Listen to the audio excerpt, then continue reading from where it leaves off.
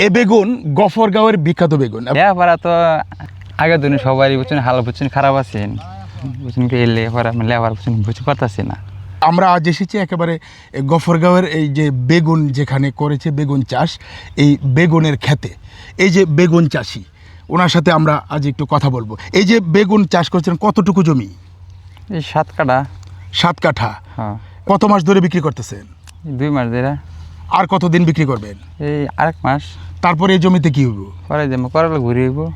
ওই যে করলার চারা লাগাইছেন, পরে করলার চাষ হইব। এই বেগুন এখন বাজারে কত বিক্রি করতেছেন পাইকারি? এই 40, 30, 35। 30, 35, 40 টাকা কেজি হ্যাঁ, বিক্রি করতেছেন। এমনি যে চাষ করছেন, টোটাল চাষে আপনার যে খরচ হয়েছে, ওই খরচে কি পোষাইব, লাভ হইব? লাভ হইব। লাভ হইব অনেক। হ্যাঁ, লাভ হইব। মানে ভালো ফলন হতে খুশি আপনি? হ্যাঁ, হ্যাঁ। আপনি মানে এই যে কৃষি কাজ করেন, কত বছর বয়স থেকে করেন? এইটা আমি যেতরে বুঝ মানুষ তৈরি বুঝছেন করি হারি।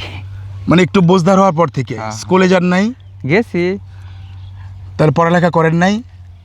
লেখাপড়া তো আগের দিনে সবারই বুঝছেন, হাল বুঝছেন, খারাপ আছেন বুঝছেন কি, লেখাপড়া লেখাপড়া বুঝছেন বুঝতে পারতাছি না। সংসারে অভাব অনটন ছিল, হ্যাঁ, হ্যাঁ। এই জন্য পড়ালেখা করতে পারেন না, না। না। ওই ছোট থেকে কৃষি কাজ করেন? হ্যাঁ, এই বেগুন, করলা, ধান চাষ করেন? হ্যাঁ, ধানও করি। মানে যে চাষ করেন এটি দিয়ে আপনাদের বছরের খোরাক হয়, হ্যাঁ, হ্যাঁ। পাশাপাশি বাজারেও বিক্রি করেন, হ্যাঁ, এই তো বিষয়টা। হ্যাঁ, হ্যাঁ। আপনার এমনি সন্তান কয়জন? 2 ছেলে। আপনার এই 2 ছেলেও কি কৃষি কাজ করবো? না, না। পড়ালেখা করাইতেছেন? হ্যাঁ। আপনার কি ইচ্ছা, বাচ্চারা কি করবো আপনার? ইচ্ছা ধরুন দিয়ে তারা লেখাপড়া বুঝছেন করতে পারে, ভালো যে কোনো একটা করতে পারে বুঝছেন না, এই আর কি। ভালো কিছু যাতে করে, হ্যাঁ। এই কৃষিকাজে আনবেন না? না, না। আপনি এই ছোট থেকে কৃষিকাজ করতেছেন এবং এখনো করতেছেন, হ্যাঁ, হ্যাঁ। মানে এই কৃষিকাজই আপনার সব? ভবিষ্যতে কি এই কৃষিকাজই করবেন? ভবিষ্যৎ আল্লাহ যাতে বুঝছেন কি হায়াতে বুঝছেন কি মানে বাচ্চা রাখে এই কৃষিকাজই করবেন? হ্যাঁ, বুঝছেন করুন লাগবো আর আর কি আরাম বুঝছেন না। এই বেগুনের তো বাজারে অনেক চাহিদা। হ্যাঁ, হ্যাঁ। আপনার নাম কি? মামুন। ইনি মামুন, গফরগাঁওয়ের প্রত্যন্ত এক গ্রামে ওনার বাড়ি। এই গফরগাঁওয়ের এই যে বেগুন ক্ষেত, এই বেগুন ক্ষেতে আমরা এসেছি। তিনি চাষ করেছেন, 7 কাঠা জমিতে বেগুন করেছেন।